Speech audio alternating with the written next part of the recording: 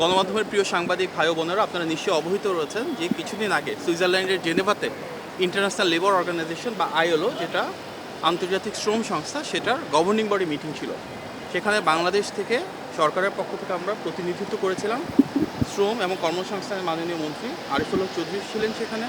এর পাশাপাশি আমাদের মন্ত্রণালয়ের গুরুত্বপূর্ণ কর্মকর্তাবৃন্দ ছিলেন এবং আমি ছিলাম। সেখানে গিয়ে আমরা অত্যন্ত আনন্দের সাথে দেখতে পেয়েছি যে বাংলাদেশে যে অবাধ, সুষ্ঠু এবং গ্রহণযোগ্য নির্বাচন হয়েছে, ত্রয়োদশ সেই জাতীয় সংসদ নির্বাচনে নির্বাচিত গণতান্ত্রিক সরকারকে বিশ্বের প্রায় প্রতিটি গণতান্ত্রিক রাজনৈতিক শক্তি যারা, তাদের ধারাবাহিকতায় প্রতিটি সরকার অত্যন্ত আনন্দঘনভাবে আমাদেরকে স্বাগত জানিয়েছে।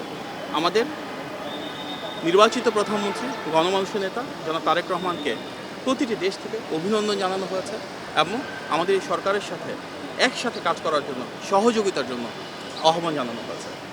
আমরা দেখেছি আইএলওর সেই গভর্নিং বডি মিটিংয়ে বাংলাদেশের বর্তমান সরকারের শ্রম বান্ধব যে নীতিমালা রয়েছে, শ্রমিকদের প্রতি যে দায়বদ্ধতা রয়েছে, সেটাকে সাধুবাদ জানানো হয়েছে এবং আহ্বান জানানো হয়েছে আমরা আমাদের যে কমিটমেন্টগুলো রয়েছে সেগুলো ইনশাল্লাহ কার্যকর করলে সারা বিশ্বে বাংলাদেশ হয়তো শ্রম বান্ধব নীতিমালার জন্য একটি আদর্শিক জায়গায় পৌঁছাতে পারবে।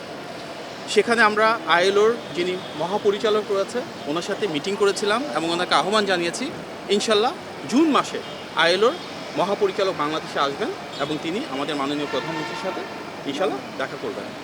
আমরা ইন্টারন্যাশনাল টেলিকমিউনিকেশন ইউনিয়নের সাথে দেখা করেছি, যেটি জাতিসংঘের একটি সংগঠন।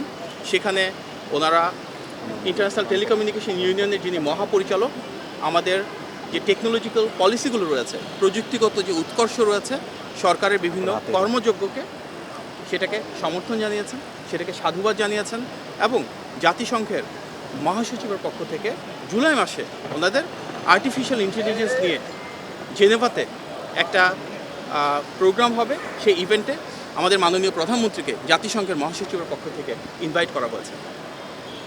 আমরা আইএলওর সেই গভর্নিং বডির একটা পর্যায়ে সৌদি আরবের সাথে দ্বিপাক্ষিক মিটিংয়ে অংশগ্রহণ করি। সেখানে ওনাদের হিউম্যান রিসোর্স মিনিস্ট্রির একটা প্রতিনিধি দল ছিল মন্ত্রীর নেতৃত্বে।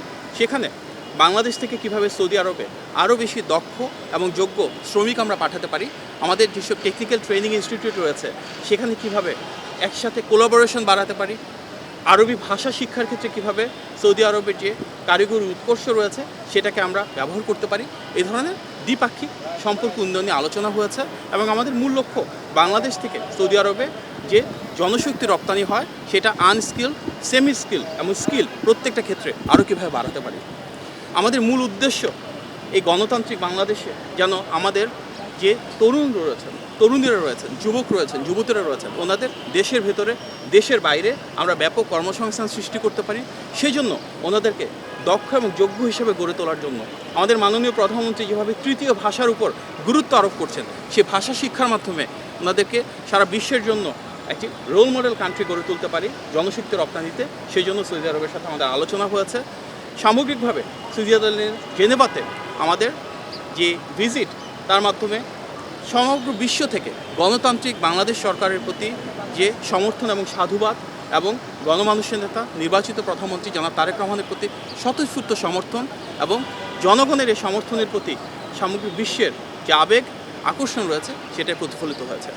আমরা বিশ্বাস করি শ্রমবান্ধব নীতিমালার মাধ্যমে মাননীয় প্রধানমন্ত্রীর নেতৃত্বে ইনশাল্লাহ আমরা শ্রম অধিকার সেভাবে সুরক্ষিত রাখব এবং নিশ্চিত করব যে আগামীর বাংলাদেশে শ্রমিক, মালিক সবাই কাঁধে কাঁধ মিলিয়ে এই দেশটাকে সামনের দিকে এগিয়ে নিয়ে যায়। আপনার সবাইকে অনেক ধন্যবাদ।